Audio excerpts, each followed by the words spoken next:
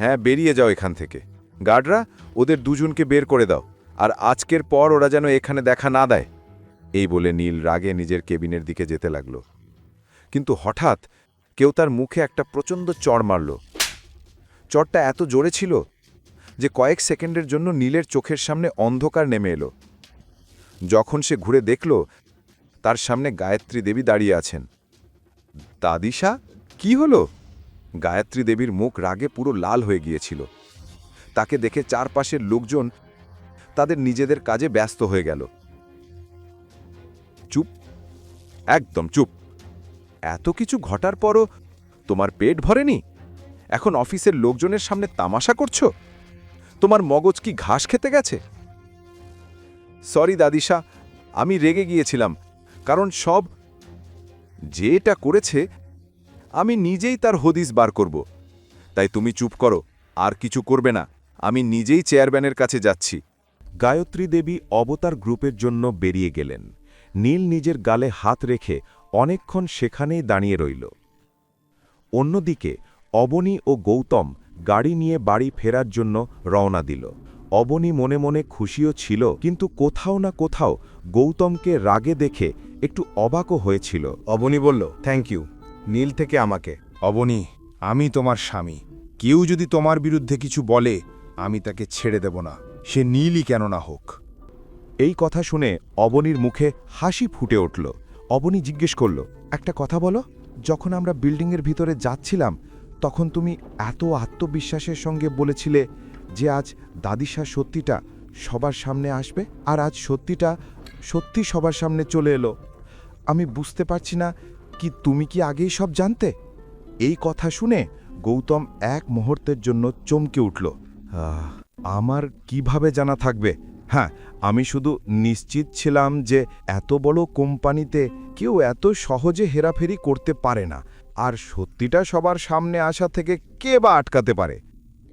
অবনী বলল, হ্যাঁ, ঠিক বলেছ। দুজনে কথা বলতে বলতে বাড়ির দিকে রওনা দিল। অন্যদিকে গায়ত্রী দেবী কন্ট্রাক্ট না পাওয়ার কারণ জানতে অভিনব গুপ্তর অফিসে পৌঁছে গিয়েছিলেন। গায়ত্রী দেবীকে সামনে দেখেই অভিনব সব কিছু বুঝে ফেলেছিল। বলুন গায়ত্রীজি। গায়ত্রী বললেন, আমি বুঝতে পারছি না আপনি কন্ট্রাক্ট বাতিল কেন করেছেন। নীলের ডিজাইনে কোনো ত্রুটি নেই, আমি নিজেই সেটা চেক করেছি। আপনি যদি এই প্রজেক্টটা ফিরিয়ে দেন তাহলে শুধু আগারবাল গ্রুপের নয়, আপনার কোম্পানিরও ক্ষতি হবে। এমন ডিজাইন আর কেউ দিতে পারবে না। Trust me. Trust you? আর কত মিথ্যে বলবেন আপনি গায়ত্রী দেবী? এই কথা বলে অভিনব টেবিলের উপর ফাইলটা রেখে চেয়ারে হেলান নিয়ে বসল, আর গায়ত্রী দেবীর চোখের দিকে তাকিয়ে বলল, আপনার লজ্জা করা উচিত। এত কিছু করার পরও আপনি আমাকে বোঝাতে এসেছেন। কমপক্ষে আপনার বয়সের তো মর্যাদা রাখা উচিত ছিল। অভিনবর কথা শুনে গায়ত্রী দেবী চুপ হয়ে গেলেন। আজ প্রথমবার অবতারের ইতিহাসে তিনি এমন অপমানিত হয়েছেন। অভিনব চেয়ার থেকে উঠে ঘড়ির দিকে তাকিয়ে বলল, আমি আপনাকে ছেড়ে দেব না। এই ভুলের শাস্তি আপনি নিশ্চয়ই পাবেন। অভিনবর মুখ থেকে বেরোনো প্রতিটা শব্দ গায়ত্রী দেবীর ভেতরটা কাঁপিয়ে দিল। এদিকে নীল কেবিনের বাইরে দাঁড়িয়ে সব কথা শুনছিল। গায়ত্রী দেবী কিছু বলার আগেই নীল বিনা অনুমতিতে ঘরে ঢুকে পড়ল। নীলের হঠাৎ ঢুকে পড়ায় অভিনবর মুখ রাগে লাল হয়ে গেল, কিন্তু তার আগেই গায়ত্রী দেবী গভীর শ্বাস নিয়ে বলল, অভিনবজি, আমি জানি না কে আপনাকে আমার বিরুদ্ধে এসব বলেছে। এই ডিজাইনটা নীলই করেছে। এই কথার গ্যারেন্টি আমি দিচ্ছি। গ্যারেন্টি? তাও এই রঙিন মেজাজের মানুষের? গায়ত্রী দেবী, আপনি নিশ্চয়ই মজা করছেন। দয়া করে। আমি আপনার চেয়ে অনেক আগে থেকেই এই ডিজাইন ইন্ডাস্ট্রিতে আছি। আমি মানুষের যোগ্যতা চিনতে পারি।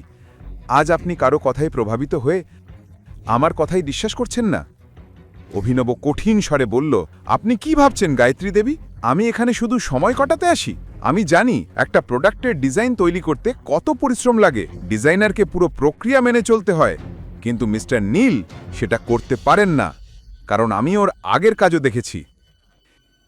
এই কথা বলতে বলতে অভিনব গায়ত্রীর চোখে চোখ রেখে তাকিয়ে রইল। এখন আমার কথা কান খুলে শুনুন, সে বলল। আমাকে তাড়াতাড়ি সেই ব্যক্তির নাম জানতে হবে যিনি এই ডিজাইন বানিয়েছেন, না হলে ফল কি হবে আপনি ভালোই জানেন। যদি চান যে অবতারে আপনার নাম আগের মতোই থাকুক, তাহলে নিজের কাজে মন দিন, কারণ এই কোম্পানির আসল মালিক মিস্টার রাঠোরের কানে এই খবর পৌঁছে গেছে। এই কথা শুনে গায়ত্রী দেবীর পায়ের তলা মাটি সরে গেল। নীল অবাক হয়ে অভিনবর দিকে তাকিয়ে রইল। পরের কাহিনী জানতে দেখতে থাকুন পরবর্তী এপিসোডগুলো শুধুমাত্র পকেট এফএম ইউটিউব চ্যানেলে। আর রয়্যাল ওয়ারিসের সব এপিসোড শুনতে এখনই ডাউনলোড করুন পকেট এফএম অ্যাপ, লিংক দেওয়া আছে ডিসক্রিপশনে।